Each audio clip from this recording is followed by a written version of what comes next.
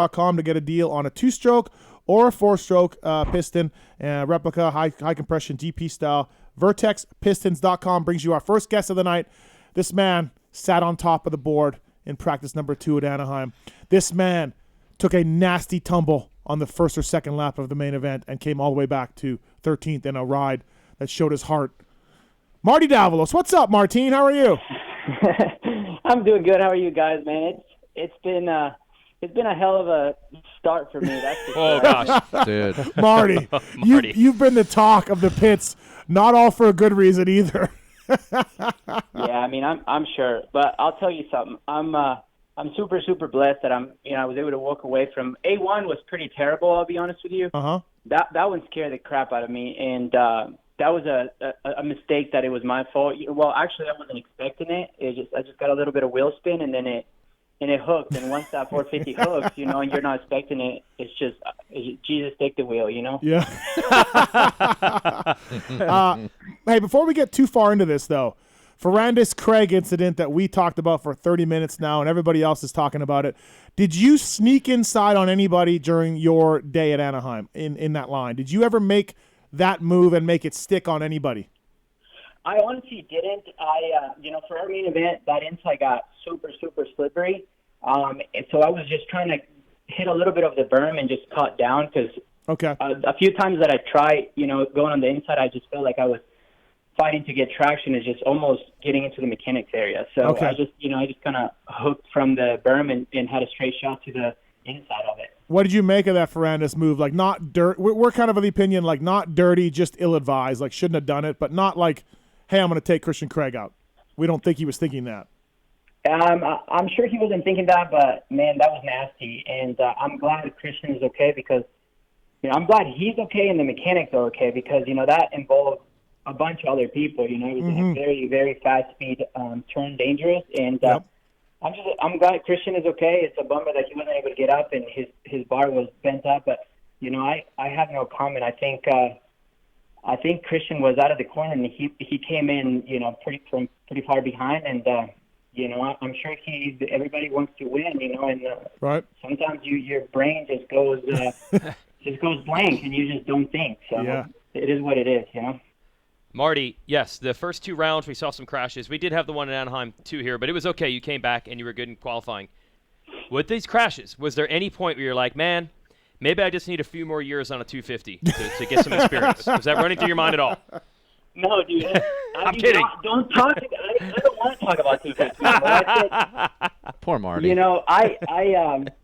I knew this was going to happen a little bit, and when you're in practice here at home, you get comfortable. You kind of learn the track, and you can never simulate what you're going to experience at the racetrack. It's tighter. Your adrenaline's pumping, and I just made a couple silly mistakes, and it took the best out of me. But I was lucky to walk away. I've mellowed the bike out a little bit. I think I'm able to ride it a little better. And after that A1 crash, I told myself, dude, what the hell are you doing? 17, 18 rounds. Right. I'm not going to make it like this. No, not at all. Oh, I would have been heartbroken. Imagine, Marty, you go through all these years and you finally get this 450 ride and you get hurt in the very first practice before you ever got a chance to race. Like, that would have been a disaster. Yeah. So good thing you got out of it safe. Yeah, I agree. I'm pretty pumped about it. I'm actually pumped about the main event, last weekend's main event. I was able to get 20 laps, and I feel like I got a little out of control here and there in the whoops, but I was able to, be consistent, be in control, and I think that was important to me to finish the 25 lap main event in control. Unfortunately, I got with Justin in the first lap, and that put me really, really, really far behind. But it is what it is, and it's a long season. I need to learn this stuff, and sometimes I do make mistakes that I wish I wouldn't have. What's weird about Marty's style, like you've seen him have these big crashes, but when you watch him do his heater, and in daytime, he looks so smooth. It doesn't even look like he's going fast, and he puts the top of the board. It's amazing to me. Marty's whoop speed in the qualifier was next level. I don't know, Marty. I don't know if you could repeat that in the main event. Like, you can't do it for 20 minutes the way you were riding. That was awesome. That lap you laid down. I watched some of it. You were on it, man. It was good. Yeah, it felt good. I felt connected to the bike, and I felt like I was riding at my potential finally. I was able to, ride in control. The bike wasn't riding me because that's, me and Brian working here at MTF, and, he yells at me every single weekend, like, you just don't look comfortable. You're not riding the bike. The bike is pretty much, taking you all over the place. And but finally, I was able to, take a step back, really settle, focus on my body position. I love whoops. I love big whoops, and this weekend it was that kind of racetrack. I think you needed to really be committed to get on top of them, and I feel like once you got on top of them, the rest was just easy. The problem is when you didn't get a good drive out of the corner, the whoops got so slick, you never got a good drive through them. So the faster you came, the faster you got out. I know it sounds pretty crazy and scary, but it worked for me. I was able to get on top of them and it just made my lap a lot smoother. And to be honest with you, in the main event, I felt like I was riding good. There's only so fast you can go through them because they get so chewed up. So you really have to be cautious and you got to be smart about it. And you picked yourself in PulpMX Fantasy, Marty? I picked myself and I killed it, dude. Yes, nice work. We all picked you too. I think I did. Marks, did you pick him? 7 handicap. Yep. Yeah, we all got him. Kellen? Yep. Yeah, Marty. We did. Well, thank you for that. Great work. I'm sure you guys were a little nervous when I fell, but as soon as I got up, I'm like, dude, fantasy, I better get going. Thank you. Oh, thank you. Yeah. 702-586-7857 if you have a question for Marty Davalos. Marty, I want to ask you something about your team. So I know that you have a really good bike and the factory services and KTM factory are helping with the equipment. But what is the rest of the team dynamic like? Do you have people videoing practice? Do you have all the resources? Because you've ridden for the best teams in the business. Do you have all those tools at your disposal? I know you have the good bike, but what about all the other stuff that comes along with it? Yeah, Matt has really stepped it up for me, and they do have a video guy because it's important to I don't think it's possible for me to go out there, just ride and not really know what other people are doing. I mean, I am not perfect. I'm going to make mistakes, and there's going to be people that are doing other things better than me. So it's always good to have a video person videotaping what everybody else is doing. There's sometimes different lines and different things that they're doing. So we have that, and we also have the ghost, overlap a rider. Oh, you do? Okay. Where they pull you. So, yeah, Matt's been really good on that, and I think it's a little more of a chill atmosphere. I think I'm able to really focus on my riding. It's a learning year. I mean, I don't want to consider myself a rookie because I'm 33 now, and I know how to ride a motorcycle, but it is a learning year for me on the 450. The power has got absolutely nothing to do with how many years I've ridden that motorcycle. Yeah. Trying to go as fast as this incredible talent, past champions. It's just to be able to do it for the 25 laps. And then another thing that I've noticed, and I'll tell you guys, the main event for the 450s, the track is really, really chewed up. So you have to really pick good lines. You have to move around because that main line, it gets down to the concrete or to the wood. So it's incredible how much you got to move and the decisions you got to make. Yeah. I tell people if they walk the track at the end, I've walked the track at the end of a Supercross main event. It is unbelievably scary. It is so beat up and down to the concrete and chucked out and everything. Question about your bike too, Marty. So you rode Husqvarna 450 a couple years ago outdoors, and did very well on it. How much different is this bike from that one? Well, I can't remember, to be honest with you, because I rode that bike and it was outdoors. I'm coming from a Japanese bike, the frame is really, really more rigid than the bike that I'm on right now. So it was quite of a difference to trying to get adjusted to this bike, but it's a good bike. I struggle a little bit with the starts. Actually, I struggle with it a lot. You saw me in Geneva. I was dialed in the starts on that bike. And, I just haven't found the sweet spot to really be consistent on this bike. We've tinkered around with a bunch of clutch stuff. And, second race, St. Louis, I had a clutch issue. That's why I went down in the main event, which was pretty bummer. But we found a little bit of a solution for all this. And to be honest with you, if I want to compete with this incredible talent guys, I have to be able to start inside the top 10, like I have not started inside the top 10 just yet. And, I haven't put myself there. And then we have a Triple Crown coming up, and I think that's going to be very important, It's not easy to come from way behind to inside the top 10. It's just they're too fast. Everybody's just too fast. Wow. Today, Wygant, before he came up and drove up to Vegas for the show, Wygant, what were you doing? We did the voiceover, Grant Langston and I, for the Geneva Supercross, which will be on MAV TV in February. And I was hoping, Marty, I thought this time you were going to get it. You had a nice lead there in the second race. You were really good in the first one. I thought maybe the video would be different than real life, but it didn't work out. It didn't work out, bro. But I got excited, guys. Brian told me to take a different line, and Marty watched the front end. That's weird. Marty, I know. That's weird. Steve and I had a really good thing going because I'm Brayton's guy. Brayton's my guy. So we were really every time you were winning a dual race and a heat race and a main event, he kept hitting me up on Twitter saying, Marty, put it to Brayton again. You guys really dueled hard in those duels. But, yes, those starts, Langston could not believe your launch out of the gate. And every single start in Geneva was unbelievable. It was like the perfect start. Wheel like 2 inches off the ground every time. It was Brayton's amazing. good at starts. Yeah, he had Brayton covered. Yeah. Yeah, it was impressive. Just that one washout. When you're racing, you're racing in such a small track that the start is so crucial. And I think that's what put me in that position to start up front. I was able to, have a clear track and just kind of click my own laps. And I was able to be consistent on that. But I was racing the king of Europe, so I was pretty pumped that I was able to beat him the first night, Mm-hmm. Oh, yeah, believe me. And I let Brayton know. I was sending texts to Brayton and Wygant that it's over. You had him on the ropes. We had him on the ropes, yep. Absolutely. And had you not crashed, thanks to Brian Johnson for that bullshit advice on the line, Marty and I would be kings of Geneva. Steve, you jinxed me. That's the problem. You shouldn't have talked too early. I know. I shouldn't have. I fixed your fork, Marty. That was the problem. Fixing that fork was the problem right there. I screwed up the balance of the motorcycle. I can't believe it. Yeah, you mentioned your starts, and I know the Cowie is obviously way different because this wasn't a factory bike like your KTM, but the KTM's delivery is always known to be fairly smooth off the bottom and then ramps up. Is that kind of what your factory engine is like too? Just you need a little bit more hit out of the hole?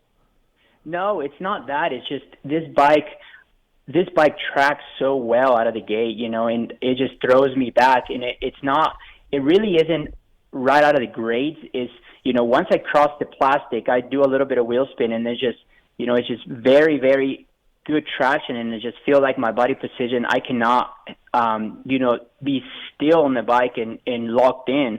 So that's why I've been working on it. I also feel sometimes like this bike sits a little lower than the Cowie, and my butt just gets thrown back a little more. So I'm just kind of trying to find that sweet spot sitting on the seat, where I could really manage to be consistent and stay over the front. I mean, you see everybody, a perfect example, Kenny, everybody that started up front, you don't see any movement on their body, and it's basically you just got to be one with the bike. If there's any movement, there's 1/100th of a second somebody get a wheel on front of you, and then it's over. Did you watch Stu's video about him saying you got to move your head side to side a little bit? Yeah, well, if I move my head side to side like that, I'm telling you, I ain't getting no start. Are you saying Stu was wrong? Don't you ever say Stu was wrong? No, I'm not saying Stu was wrong, but I'm saying Stu is another animal. He was good at everything he was doing, and some things just worked for him. Yeah, no, yeah, exactly.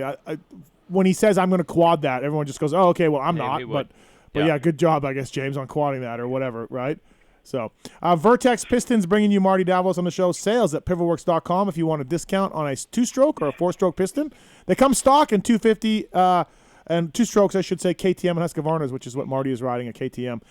So, Marty, I was talking to your team owner, Matt Tedder, at Anaheim 1, and he said that if KTM wants, if it happens, KTM could put you alongside Red Bull team on the Red Bull team down the road. I don't know if you knew that or not, but that could be something that could happen if they want to do that because it's kind of their motorcycle. So, are you aware of that?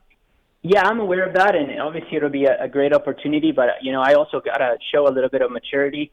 I need to be able to ride the bike consistent. I was able to show some speed this week, but it is only practice. I'm really not too worried about it. It's gonna be tough to do that speed for 25 laps. So right. I think for me, it's gonna be I'm gonna have to earn it, and I'm really gonna have to get good starts. I'm gonna have to really show them that my hard work is on the off season it's really done something. And, hopefully I get that opportunity. You never know what's going to happen, but I'm happy where I am right now. Matt has given me a great opportunity. I have a good engine under me, a good bike. And I think, I have what I need to really show my potential, in Supercross. And this is what I've always wanted to do. I really, really thought deeply to, hang the boots, but I didn't think it was going to be fair for me, to, at the end of the day, not have this opportunity. And, I really, really wanted it. So I'm pumped that I'm able to, live my dream. And whatever happens in the future, I'll be able to close the book, the chapter in a good note. Wygant. Yeah. Marty and I haven't always gotten along. No? Really? No. I didn't know this. Marty wasn't always a fan of me, and I get Deservedly it. so? And I get it. Yeah. Okay. I said some. Should he have been? No. No, okay. All No. right. But what is one thing I always maintained about Marty Wygant? Always. What did I say about Marty? You just wanted Marty to race a 450 and show his true potential. Because he can ride a motor, because he is fast. He is. So when Marty was on top of that board, Yes. in that second, I felt like a proud dad. Look at Marty. Look what you're doing. Could have done this all along. Steve and Jason and everybody should know how bad I've been wanting to freaking move to the 450. I mean, to be honest with you, the reason why I went to Husqvarna in 2014 is because my deal was to race 250 that year for, to go for the championship the year that I wasn't able to go to Canada. Oh, Marty. Yeah, and after that Supercross season, I was supposed to move to the 450 outdoors. So I was like, hell yeah, I won this. This is what I've always dreamed of. So let's do it. Let's give it one more chance. And then, but the team didn't want that, and then it just, it didn't play in my favor, and I wasn't able to do that. They held me on the 250, and I know you had no choice. You needed to make money. I know. Right. I get it. But Marty, I knew you could do this. I knew it. Yeah. I knew you had this in you, Marty. Let's just hope it's not too late. Let's pull this thing together. I'm gonna try and pull it together. Let me tell you, I'm 33 now, but I feel great. And Good. I think age is just a number. As long as you have it in your heart that you enjoy riding and you enjoy training, I don't see the reason why you shouldn't race. But you have the opportunity and you have the talent. I think it's obviously right now I'll tell you I cannot train like the 19, 20-year-olds, but I think throughout my whole career I've learned a lot. I learned about my body, and I know what I need to do, the amount of workload that I need to be prepared. And, I've learned a lot from Timmy, those years that I spent with him. Oh, here we go. Yeah, this is my next question for you, You're Marty. really getting to Steve now. I man. mean, You're look, really this is what it takes. You work with champions like Red Dog, and this is what happens. Marty knows. Timmy's full of knowledge. Yeah, Red Dog really, really guided me. I've been one of those guys that, believe it or not, and I've heard you guys talking about, I've always faded and all this, but I've trained too hard. I've trained really, really too hard, and I was spending a lot of time off the bike and cycling and gym and all this. But when I went to Timmy, he really sat me down and really showed me how important it is to really ride your motorcycle to your true potential in practice, not come in so tired and not being able to, do, 100% on the bike. And, he guided me, and those years that, I spent with him were really awesome. I feel like he brought myself back to life, and I was able to enjoy, riding and enjoy training. And man, we were in a good path to, in that year that I had the first turn crash. I've never felt so good, and unfortunately, just that year didn't happen for me. I mean, it's you need some luck in this sport also. Wow. You need hard work and a little bit of luck, and it's just Marty, didn't happen. You were that broken chain away in practice from winning that title. That was yours. That was 100% going to happen. That was a heartache. Yes, and then of course the immigration thing. Yeah, anything that could have gone wrong. That's gone wrong. A first turn crash from hell. Right. Come on. Yeah, but working with Red Dog, I mean, I get it, Marty. I worked with the guy. I mean, he just makes your life brighter. I know. You know what? Marty's in a great situation as a rider. I would look at this opportunity with Tedder as like the perfect ride, besides maybe the salary portion of it. But you have all the equipment that you want to be successful. You don't have the pressure. You don't have the rig. You just have a good dirt bike. You got a few people around you, and you can haul ass. And I feel like there's less things hanging over your head being in a factory rig. So I don't know, man. Maybe even if he does get that opportunity in the Red Bull thing, I would be like, just keep me where I'm at, because you're not going to make any more money going over there. It's low pressure, man. Just do your thing over there. Yeah, I agree. You have a really, really good point. And, I've always been, I've been very blessed and lucky to be under the factory tent for a lot of my career. And, this is a little bit different. And I'm glad it's folded the way it has right now. I don't have a lot of pressure. I can just be myself. Obviously, I can just take my time learning. And I think it's going to be important that I take my time and I don't try and rush into things because obviously, this is an 8-race championship for me. It's not, it's just such a big series that I'm going to have to be patient with myself. There's going to be good days, there's going to be bad days, but I really, my goal is just to be consistent and then just finish every main event, and get good starts. So you're right. I think right now I'm in a great spot, and I'm super blessed to be part of Team Tedder to have that opportunity. Because at the end of the day, when before Geneva, I was thinking about staying home. Yeah. Is speaking of Tedder, is Dakota coming back? Well, how's the wrist? Is he riding any? Well, poor Dakota's had a really tough go in his wrist. Yeah. He's had a bunch of surgeries. I know he just got a surgery. I think it was about a little over a month ago, and he's done a little rehab. I think he's ridden a few times. He's still suffering with a little bit of pain, but I think he's taking his time. I think it's probably a relief that they have somebody under the tent that the rig is going, so I don't think he needs to rush into things, Yeah. And he needs to, it's already tough enough to race healthy. If you're nagging a little bit of an injury, it's just going to make it so miserable, So I think for him, he needs to just be, get really healthy, prepare, get his wrist strength to 100%, and then, think about coming back, and just really take his time. Sales at pivotworks.com if you want a deal on a 2-stroke or 4-stroke piston. Marty Davalos brought to you by vertexpistons.com.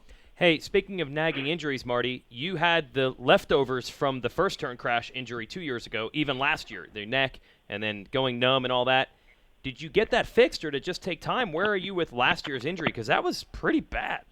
Yeah, honestly, the amount of therapy that I have to do, the amount of stretching that I have to do to maintain, the amount of CBD oil that I got to rub on my body. Oh, pay this man.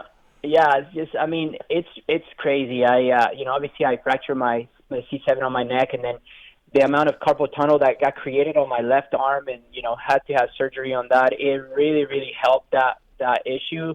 The numbness is going away, but the pain that I still have on my neck, it's there. The sleeping gets kind of gnarly sometimes, but I think staying active and stretching and trying to not really sit around and things, it's really helped me out a lot. And like I said, the carpal tunnel fix, that really, really relieved a lot of my problem.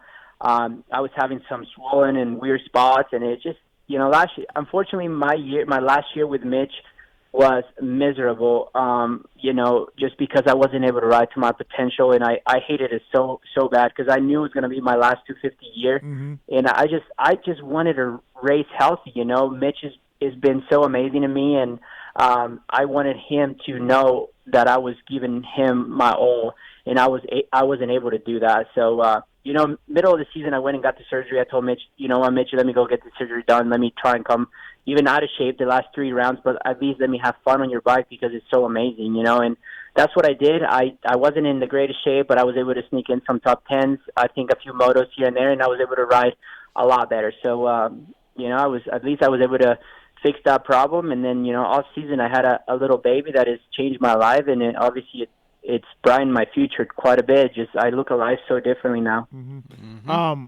By the way, one of my highlights of the 2020 season so far, it's early, was Adam texting me after you topped him in practice, all caps Marty with exclamation points. He was so happy.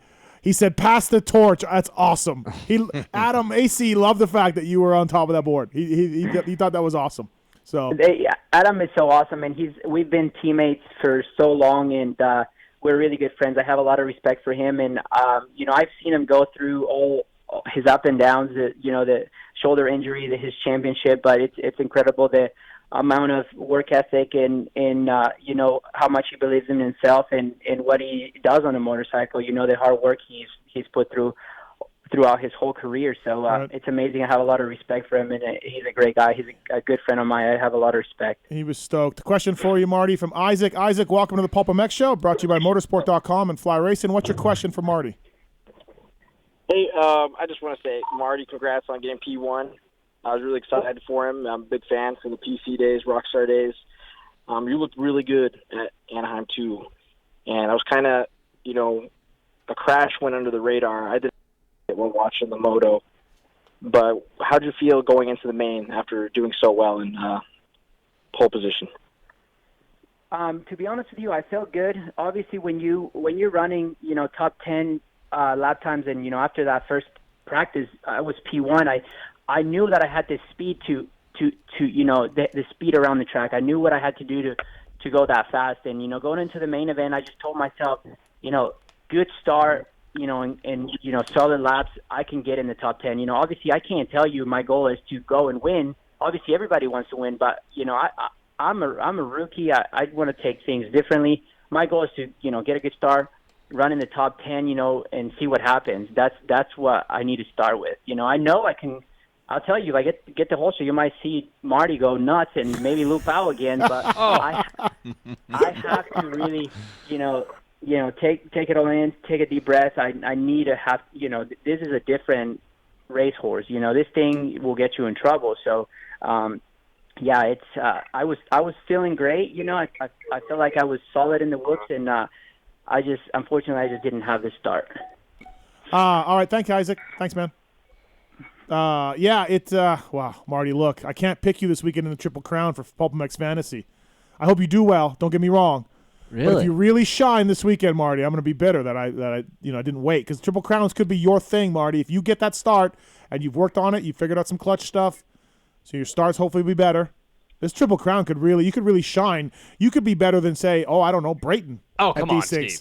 Come on, Steve. Why did you say you can't pick him? You can't pick the same rider 2 weeks in a row. Oh, got it. Yeah. So. Kiefer's not. No, nothing. No. Okay. Guys, my goal is to, obviously, I'll tell you something, Steve, though. You picked a good weekend. I gave you max points. You did, yeah. But, if I do good, just be happy for me and just pick me next weekend, because I'll try and do better. All right. I will. And listen, as I said, I just wanted you on a 450 because now it's your time to shine. And I saw this in you. And when you podiumed outdoors 450s, I was yelling and screaming about how this is how you can do.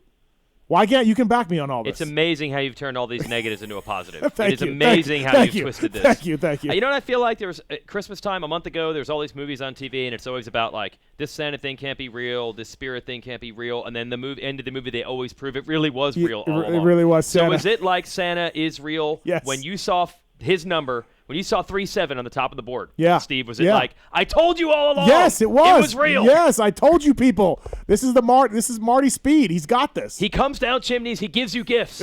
Just believe. I believe. Yeah. You guys tracked me up, man. Thanks, Marty. Thanks for the time tonight. Really appreciate it. Good work at Anaheim, and we'll see you this weekend in Glendale. All right, man? Thank you. Thank you guys so much for having me on the show, and I will see you around, okay? All right, sounds good. And also, too, Marty, track walk Anaheim, too. I'm like, Marty. He's like, looks over at me. I'm like, let's do this. He goes, it's time. Nice. And he thumbs up me. Really? Oh, yeah. Unbelievable how far this has come. That's what I'm saying, You, as a wrestling fan, can really appreciate how this has turned. Yeah, I you know what? I would appreciate it more if I started calling out the ridiculousness of it. So maybe that's what I need to do right now. Because this would be disgusting. This would be like, I can't believe it just turned like this. I have been on many shows here where we've talked about Marty, and it's never been like this. It has been the opposite of that. He's been positive. I just wanted him to ride 450s. That's all I wanted. Okay. That's all I wanted. That's all that flipped it. Yes. I feel like you were okay with him last year when he was on 250s too, like you were on Marty train too. Like, what flipped this? Because I feel like this was pre-450 Marty. Do you know what kind of flipped it a little bit? No, I've always been like, move your ass to 450s, Marty. It ain't working out. Right, I understand that. It ain't working out. Yeah. Like Jesus. I'm not a religious guy, but clearly Jesus did not want him to win a 250 Supercross title. Right. broke that chain with 1 round to go. Yeah, I think 1 round 2. with a big points lead. Yeah, something like that. Yeah. Immigration issues with the points lead. Right. Couldn't show up to the race. Yeah. Osby plowing him in Right. Dallas. Was it Osby? It was Yes, Osby. Osby. Yeah. God, Jesus, Buddha, whoever Whatever you got to. did not want Marty to win a 250 Supercross title. So then you start feeling sorry. That's what made you come around. Also, Adam helped too. Adam brought you Adam around. sat me down. Had his back. Zacho, big fan. Zacho's a big Marty fan. I think I said this on the Fly Show. Whoever is teammates with Marty loves him. And God knows he's had 800 teammates. Right. He's been pro for 2001. Right. Every teammate he's had loves the guy. So you just needed someone that you respected